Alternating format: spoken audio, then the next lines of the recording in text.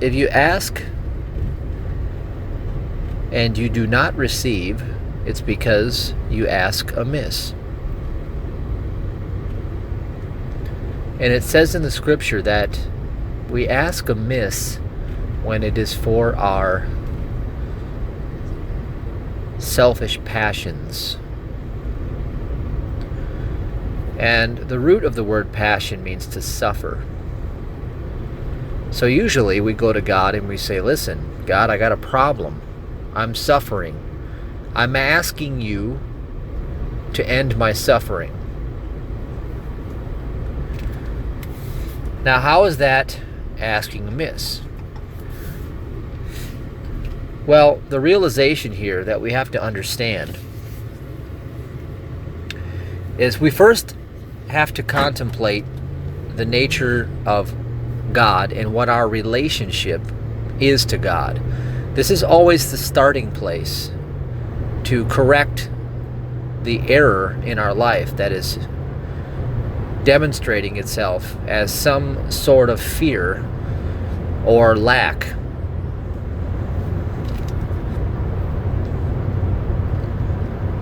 So God is the omnipotent, which means the all-powerful, omnipresent, all-present, omniscient, all-knowing,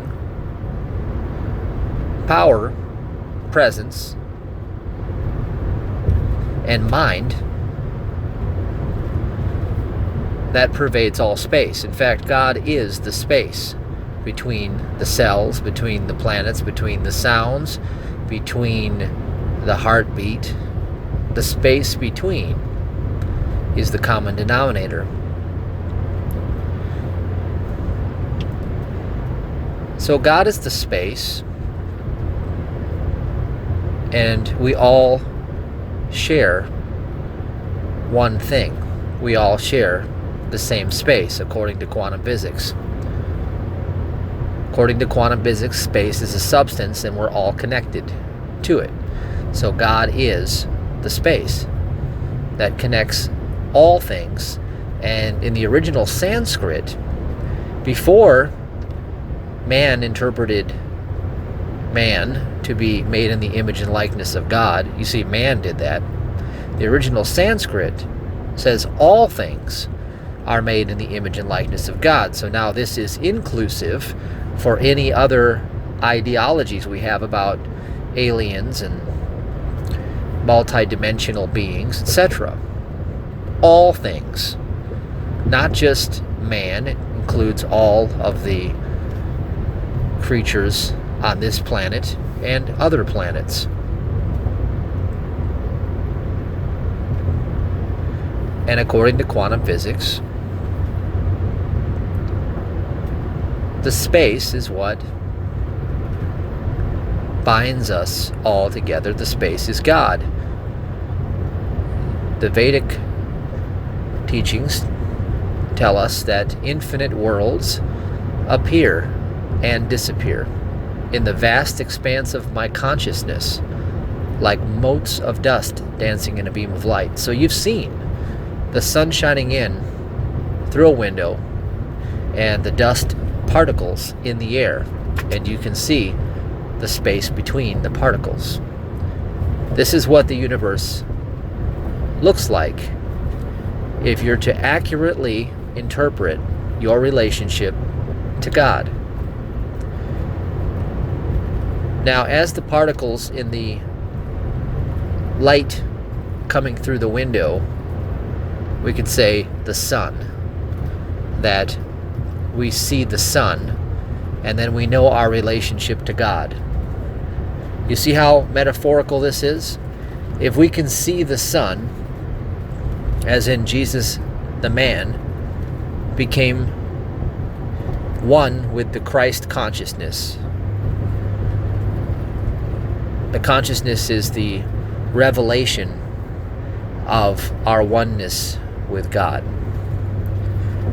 Even Jesus the man, when he became one with the Christ consciousness, said that we shall do all things and greater that he himself accomplished. Now we call Jesus the Son. So let's take a look at the sun as it shines in through the window, and we see the particles of dust shaping and forming into different pictures of reality, different dimensions, different universes, different realities, infinite worlds appearing and disappearing in the vast expanse of my consciousness, my awareness, like motes of dust dancing in a beam of light. So we're looking at the sun. Now, as we contemplate anything, we become that which we contemplate. That's another word for focus. What we focus on in our life expands. I contemplate the presence of God in my relationship to God. And as I discern the fact in my logical understanding that the space between all things is the substance that is common, the common denominator, then I know that I am the space between all things. Therefore, I am God. And the Sanskrit teachings tell us that all things were created in the image and likeness of God.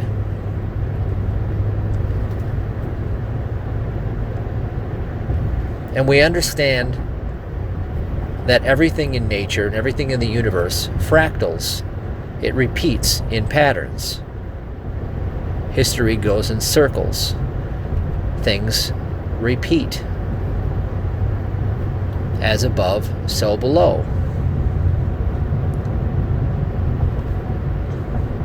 So what I see in you is what's inside of me.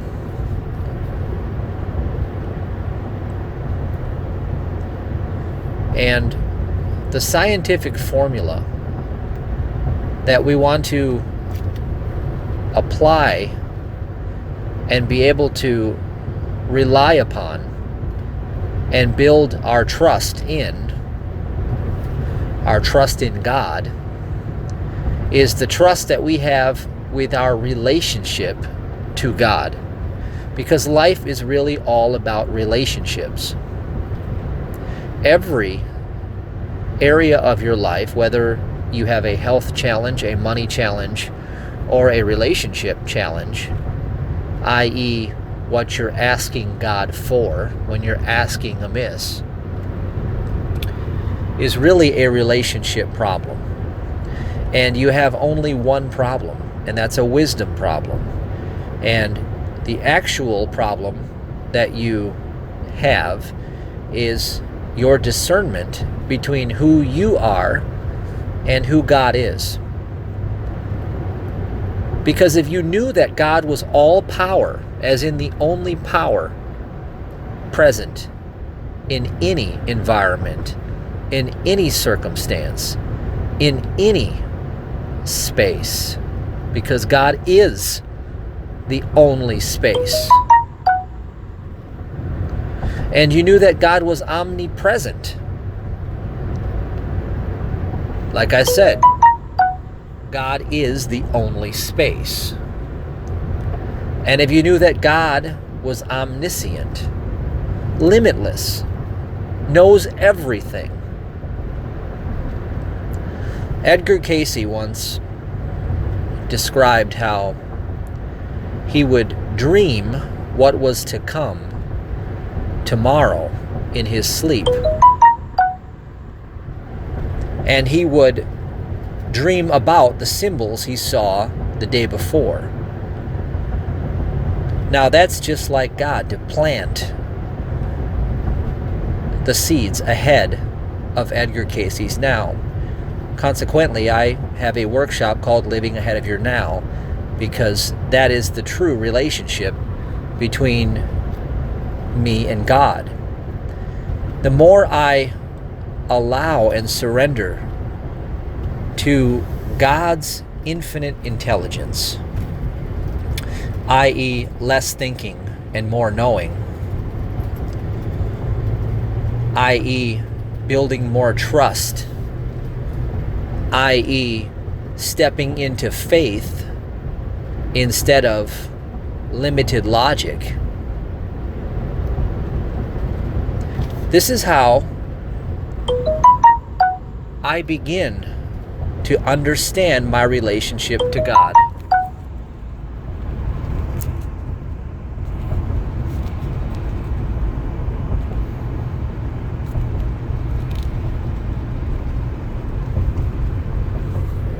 I understand my relationship to God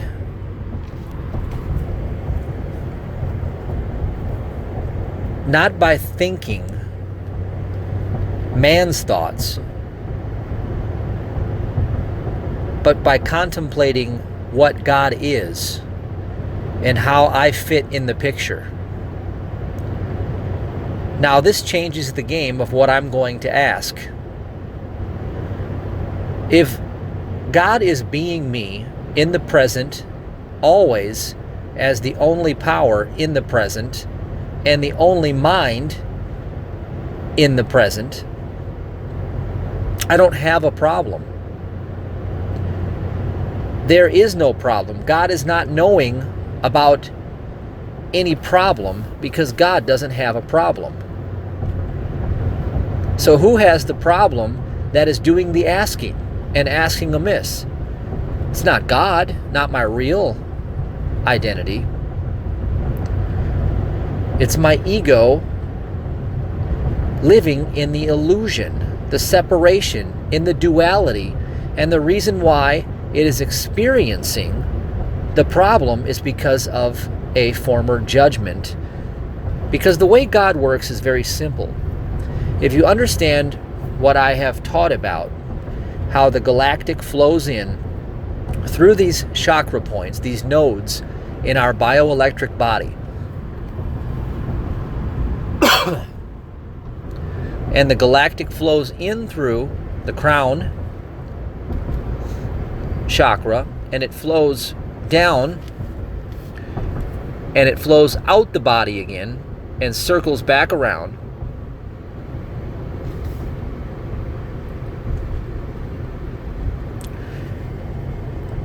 Then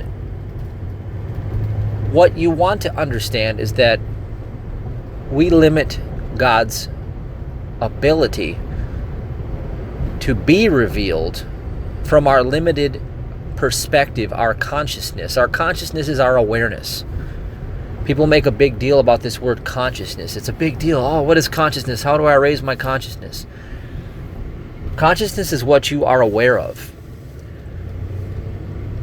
An example is when Columbus sailed and they brought the ships, the people that were already inhabiting the land that Columbus supposedly discovered did not have the capacity to see the ships as they arrived. They couldn't see what they had no reference point to experience and understand.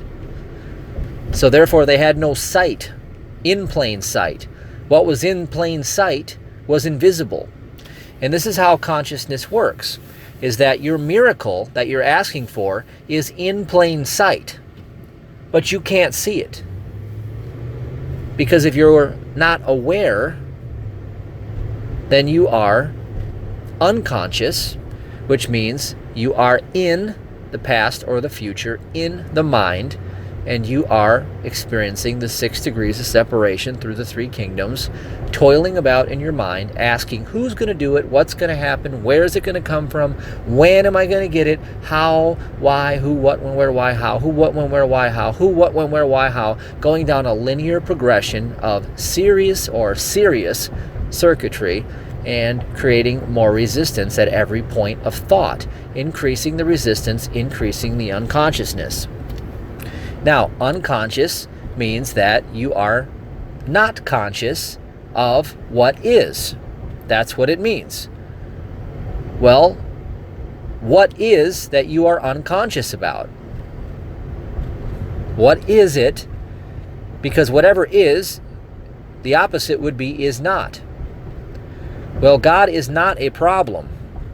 Therefore, what is the perfection. God is the perfection. As I contemplate the perfection, I become that which I contemplate. This is how you correct your focus. Worship is the correction of focus. Worship is to put God in the center of your life and contemplate its perfection. Seek and ye shall find. Knock and the door shall be open. Ask and it shall be given, but you have not because you ask amiss. And you ask amiss because you ask because of your selfish passions. Selfish is all about duality. It's all about believing that I'm separate from you, you're separate from me, we're all divided, and I have to toil and struggle and work hard and do all these things during my waking hours that actually wear me out. And supposedly when I'm sleeping and I'm doing all the impossible things, when my breathing and everything else is being handled on my behalf, I'm not doing anything whatsoever. This is when I regenerate and I recharge and I become one with the omnipresent. There's less thinking involved. You see, the resistance stops, and as the thinking and the resistance stop, I stop aging during that time. I stop decaying. I stop suffering. Now, I witnessed this happen when I had many years of illness. I would have to go to sleep to get out of my misery. So I spent most of my day in bed. And ironically enough, I didn't experience any of the problems while I was, quote unquote, in the dream state, in the state where I was living in the other dimension, the other reality. I was outside of my who, what, when, where, why, and how, going through 6 degrees of separation through 3 kingdoms. So what happens is then I woke up and I would come back to present moment awareness, or so I would believe that was present moment awareness. I would go back into the mind. See, it's very cunning. I would go back into the mind and all the symptoms would re-emerge and torment me. And I couldn't figure it out. And I spent so much time thinking about this. How, see, engaging the mind, trying to solve a problem that the mind is creating doesn't work. I would say, how is it possible that I can go through the night in this dream state and I am not suffering? I'm not suffering in the dream. But the minute that I wake up, all of these problems start flooding back into my consciousness.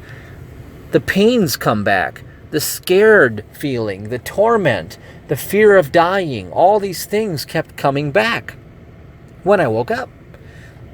And then I'd go to sleep and they'd be gone.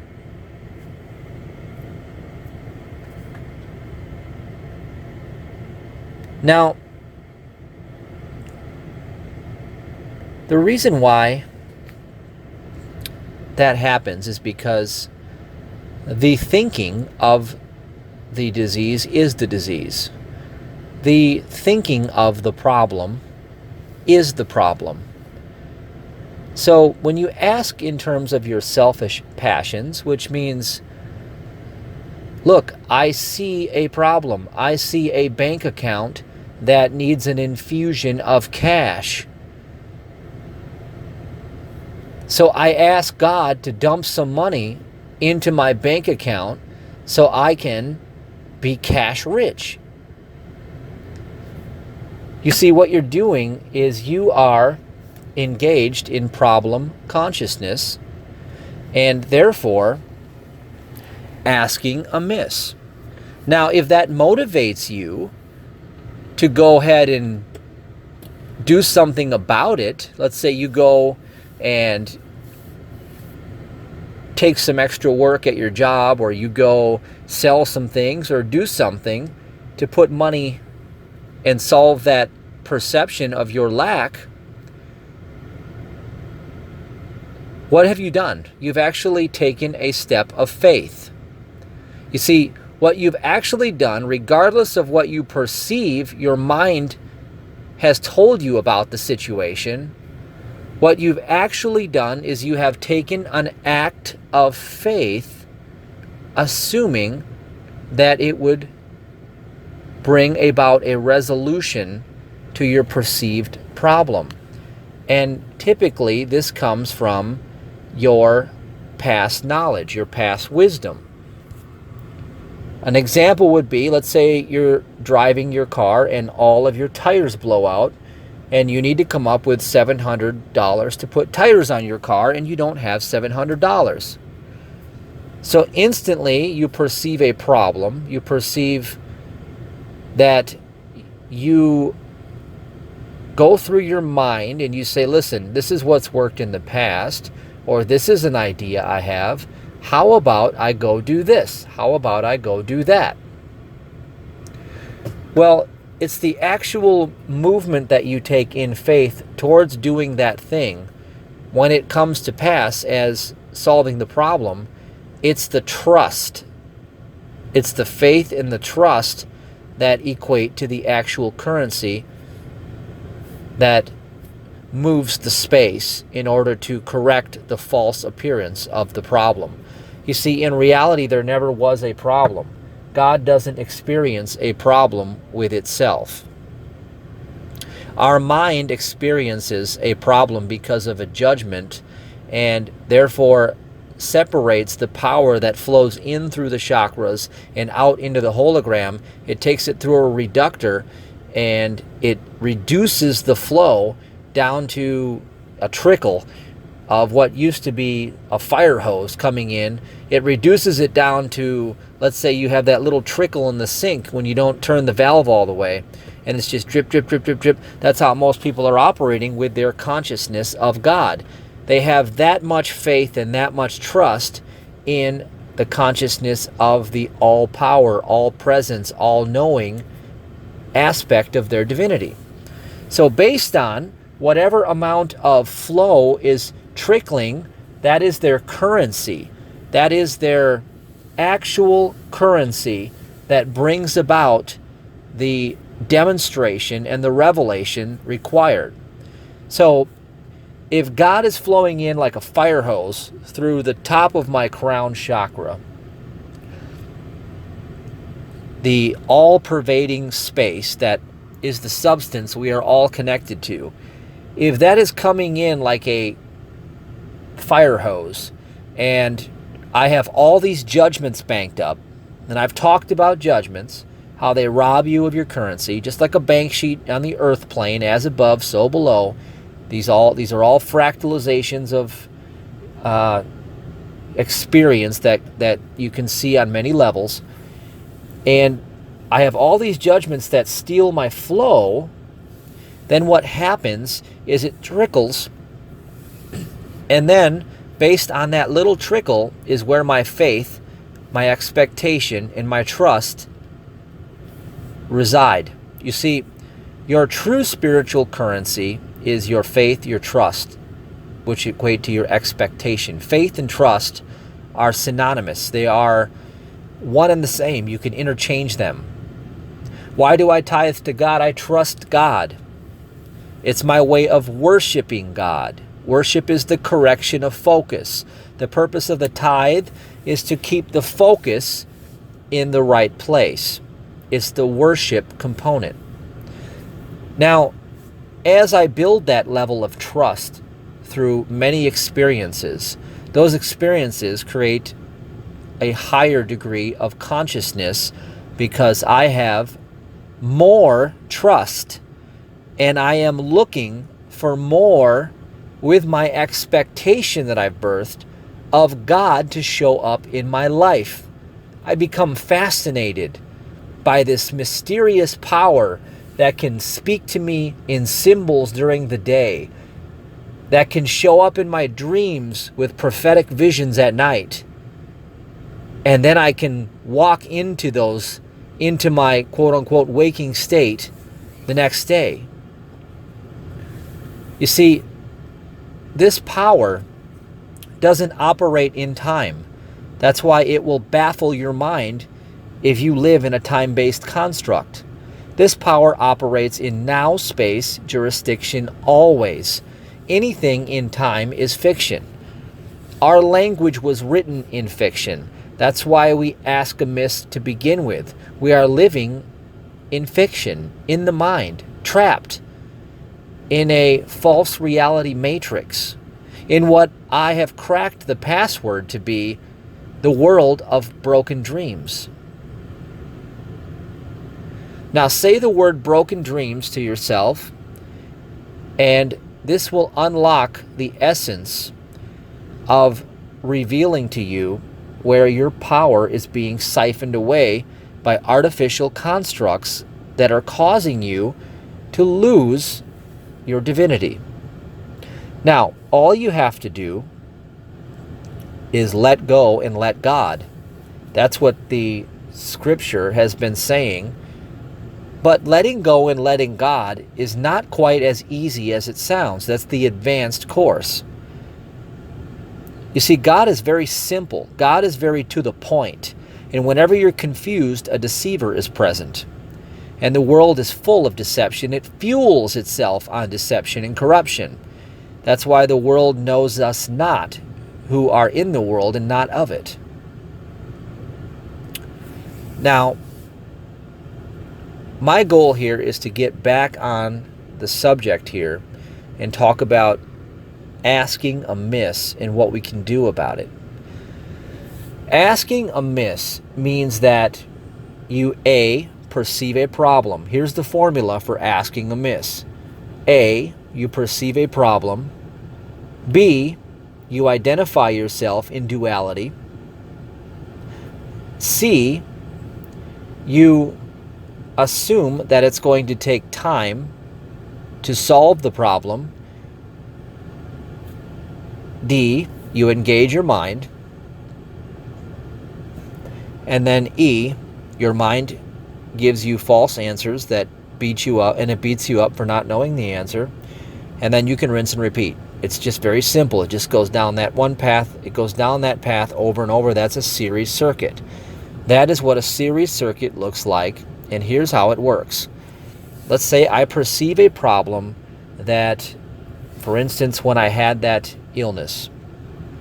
When I had that illness, it was a major problem because every time I would wake up, I was wise enough to understand that during the sleep state, I was, quote unquote, not suffering anymore. And when I would come back into the body and awaken, or what they call awakening in the morning, I would have the problem. And all day long, I'd have to live in that torment. And that was a major problem in my reality. So here's what I did to keep myself stuck and ask amiss. The first thing I did was A, assume that I had a problem. B, I engaged in duality. And so you could say, well, listen, you did have a problem, Matthew, that you were in deep trouble. You had a very major health scare that could take your life. And see, that's the problem, is that the problem itself is to think there is a problem that could potentially take my life. If a disease cannot create life, it cannot take life. A disease and a belief are one and the same. And according to Dr. Phineas Parkhurst Quimby, who taught Mary Baker Eddy, two of the people that I argue, and many have argued, have rediscovered the power of the Christ in terms of healing on the planet. They both have distilled it down to the facts that the fear of the disease and the belief in the disease are the life of the disease itself. And we can pick up these just like minds mingle, according to Dr. Quimby. So I could be in a room and it's a energetic atmosphere. We are bioelectric and thoughts are biochemical. So a thought could pass from one cell through the space, through God, to another cell through the space again, through God, up into the neuron in the brain, and it could pass through the space, and it could be picked up through the nonverbal aspect of communication, through the telekinesis, the psychic abilities that we all have, if we're aware of them or not. And I could perceive another's thought the same way I could if they sat down and verbally explained it to me, and the acoustic sound that comes out of their mouth, the space between the sounds carries the notes, and I'm able to pick up that signal, just like you can hear my voice now, and you can be thousands of miles away hearing my voice. This is proof to you that the space between the sounds carries the thought, as you are picking up my thoughts. Now, it's not required for you to be hearing my thoughts. You could be seeing my thoughts, tasting, touching, smelling, because the thought is just the intelligence that is put into the substance or the space. We put the intelligence into the substance, and the substance is all connected, all pervading to each and every one of us. That's why distant healing is possible. That's why we can do group remote prayer, etc. That's why you can know a person's thoughts from miles away. This is how we can do these things. So I could be in a room and a person that could have a very strong emotional charge, i.e. a fear regarding a certain thought that is clinging to their bioelectric energetic matrix and tormenting them. I can pick up that same thought the same way I could pick up a radio signal if I dial into it or if I'm susceptible to it. And then one day, lo and behold, it starts to take shape and form, or so it seems, in my experience, in my body.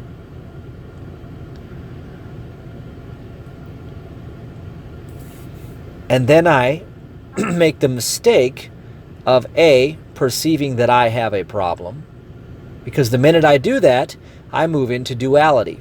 Because if I perceive that I have a problem, I have stepped out of perfection, which is what God is, and I've stepped into judgment, and then I've turned the faucet down, so to speak, again, another notch, and picked up not only another person's judgment that is now in my now space, but I'm also identifying with it and adding judgment onto it.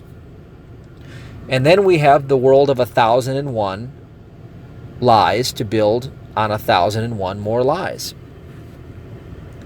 And before I know it, I'm stuck in the who, what, when, where, why, and how. And since the mind that's creating the problem can't solve the problem, it beats me up for not knowing the answer. Now I'm depressed because I don't see myself in the picture anymore. I'm sick and depressed, and hopelessness will soon become my ally in my downward spiral, because all things are created for good. So eventually my downward spiral that attracts all of this onto itself based on the vibration that I'm in eventually leads me to the cross of surrender and letting go and letting God. whether that's my so-called physical transition out of my body, or I can do it while I'm still in the flesh. And that's the path that I took. It's called the awakening out of the dream. And how I was able to awaken out of the dream was not by asking amiss, like I did for a long time, but it was by contemplating God. By contemplating God and identifying as being one with God, it breaks the limits off of your mind. It takes you out of the world of broken dreams and puts you back into the childlike essence of make-believe that you were born in, your natural state of being. So as I stepped into the world of make-believe,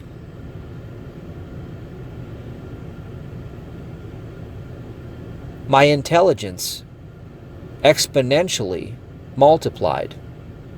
I was no longer thinking, I was knowing. Because as I contemplated God in its rightful context, understanding that I am God in expression, my consciousness was already becoming solution-oriented consciousness. And out of that birthed new ideas, new solutions. And these are all just permission slips.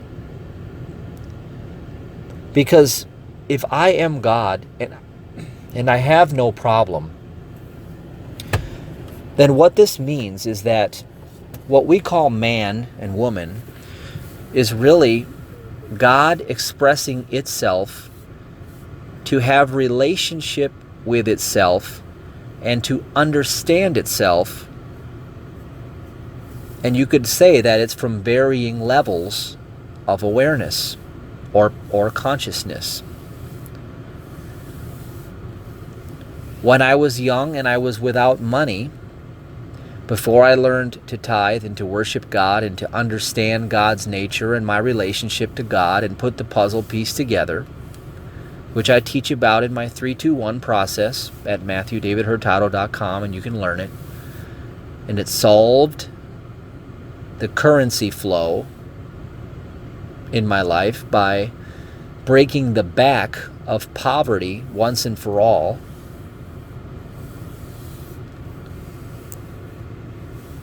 Before I did that, I lived in the spell of lack. You see, poverty is no more real than the other disease that I had when I woke up out of my dream and all the symptoms came back.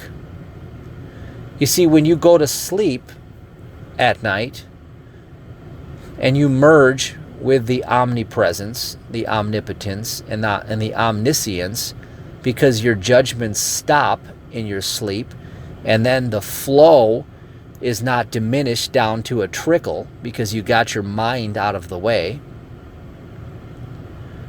You never mind.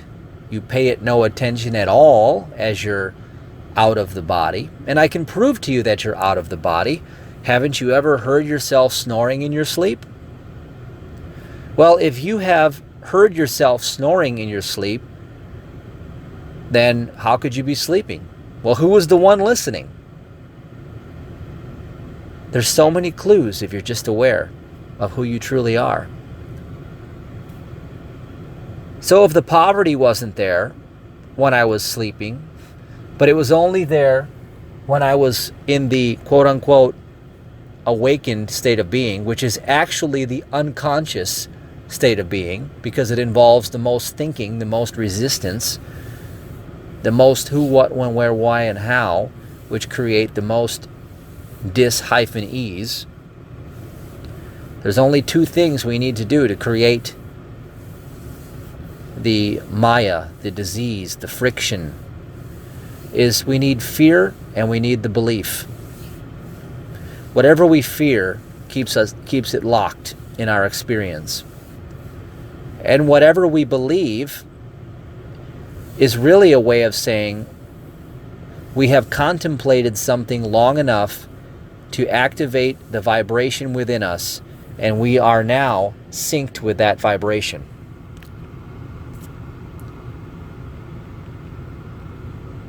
The self-entrainment technique that I teach at my workshop is a way for you to break your connection with that vibration and to re-enter your state of being in whatever vibration you choose, and to learn how to entrain yourself into that vibration so you no longer are held captive to that repetitive cycle over and over and over and over. It breaks the spell just long enough for you to wake up in the dream and revisit your decision that you are making in every moment that perpetuates who you're choosing to be in the world.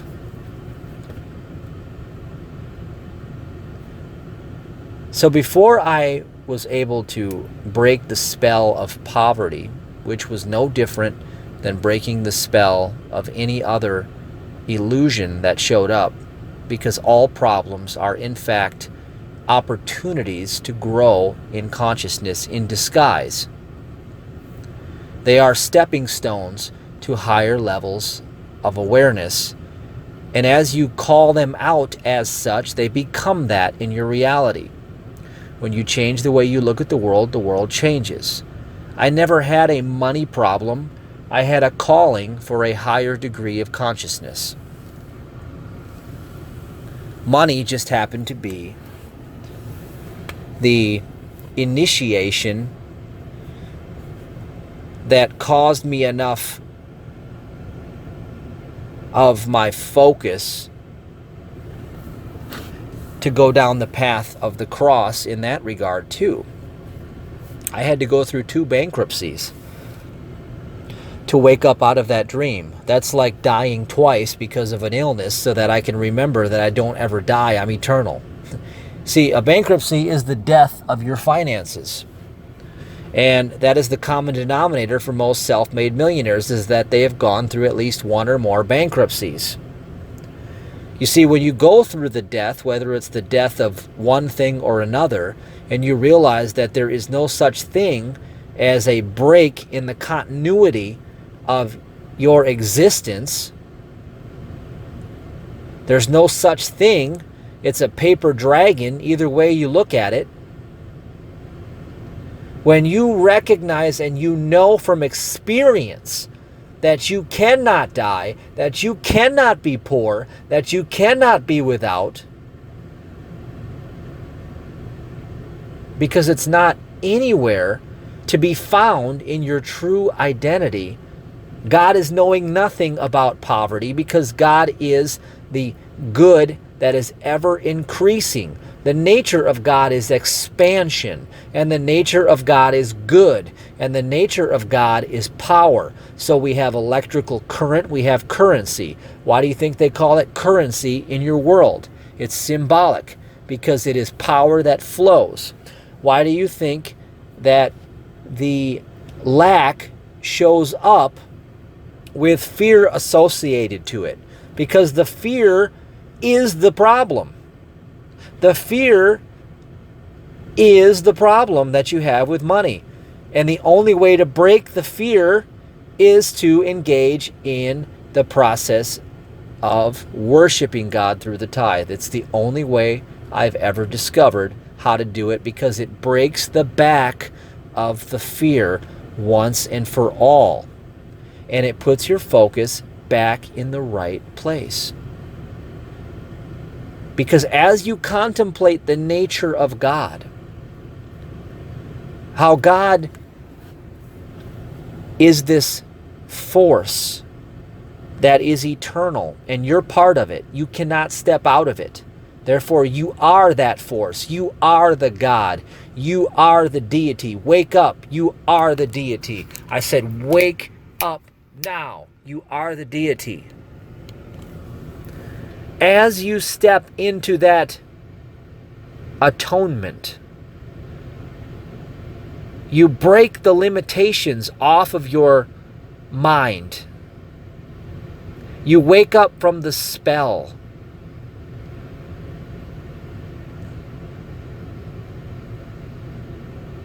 And you recognize that this very nature is expansion, increase. It is all sufficiency.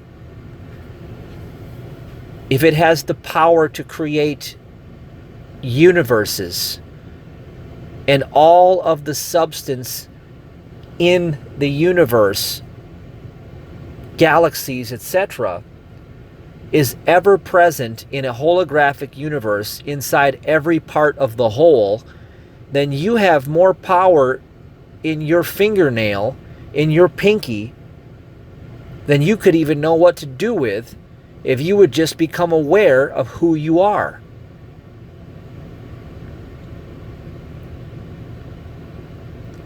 And so, as I finally went through the second death of my finances, I realized I had no more fear. I had already lost it all twice, and the second time I lost it with no health. And I realized that this power of God supports itself if we just get out of our way. Just get out of the way. And how you do that is to stop judging everything that happens to you as a problem, everybody that doesn't seem to conform to your way of thinking as a problem, and every emotional upset that triggers you as a problem, and you declare that only the good is true, because good is synonymous with God, and it is a fact that only the God is the true power in your life in any circumstance, no matter what it appears like on the surface, because your lying eyes are fooling you. You could take quantum physics and take a BB and a speck of dust and put them together, and under the microscope, the distance between the BB and the speck of dust is a 52-story building. And if you took the space, which is the God, out of the earth, and you had the actual matter that was left, it would be the size of a softball. And if you took the space out of 3 human beings, that the actual matter would fit on the head of a pin. You're not even here. You are not even here. And what I mean by that is the false identification of you as a ego separate from everyone else that is asking based on its selfish passions, is asking amiss because it knows not who it is, it knows not where it is, it knows not why it is, or how it is, or what it is. So it continues to ask amiss in these ways, and there is no power to support any of that, because it is nothing but a shadow. It is not power whatsoever. The mind is a steering wheel that's not even hooked up to the car. You, that you think you are based on your 5 senses, which are in your mind, are not even here. According to Vernon Wolf of Holodynamics, you are your full potential self. You are as Christ. The Christ consciousness is what you actually are. It's the one mind. It's God's mind. You are an idea in the mind of God. That is what you are. You are actually God's idea. And the idea is simple. God is expressing itself to have relationship with itself.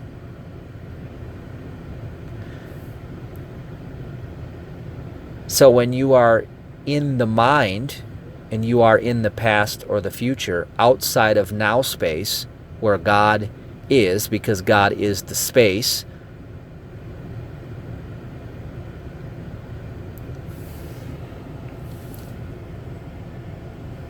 you are no longer present to the present,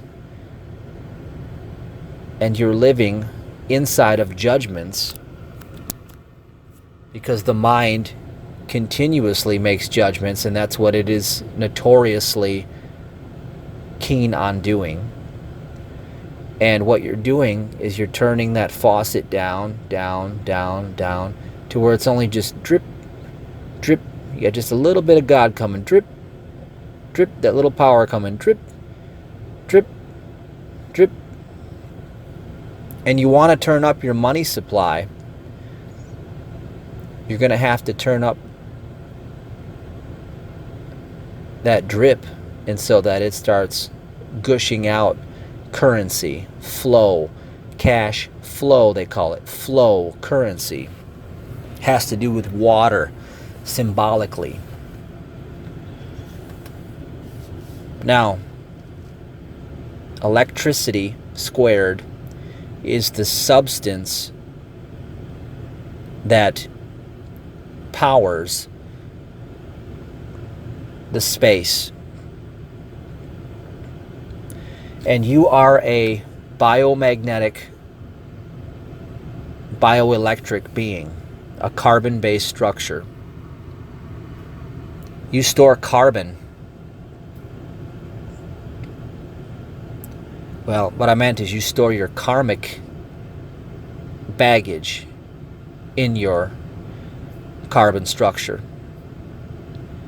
And so I'll be teaching at the workshop what I call karma race, and on the full moon we will do a burning bowl ceremony, and we are going to take the carbon and we're going to follow the laws of nature and chemistry, and we're going to take the carbon to another carbon to another carbon and move it from your magnetic field outside of you, so that we can free you from a lot of this crap that keeps happening over and over and over. And then we're going to move into several processes to cleanse yourself with a soul detox.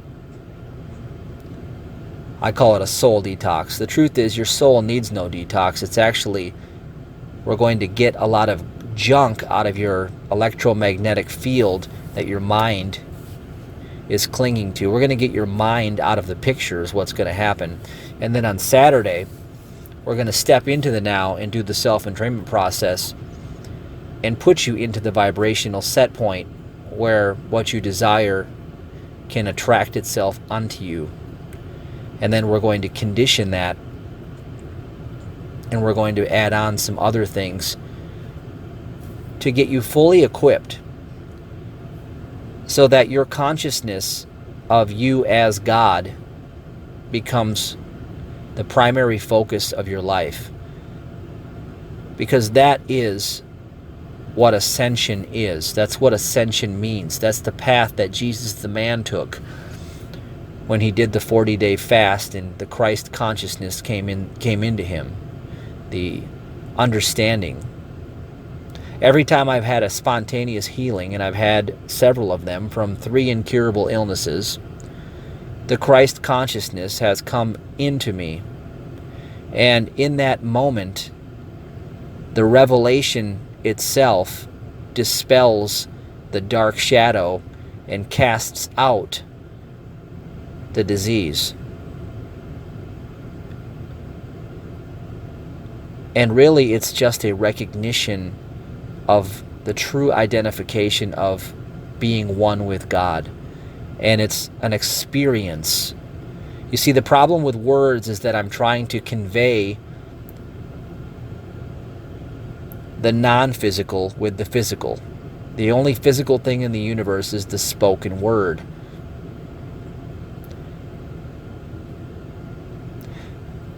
We'll get more into this, but these are just some nuggets and just some insights, just layers of awakening. You see, the thing is that if I plant seeds,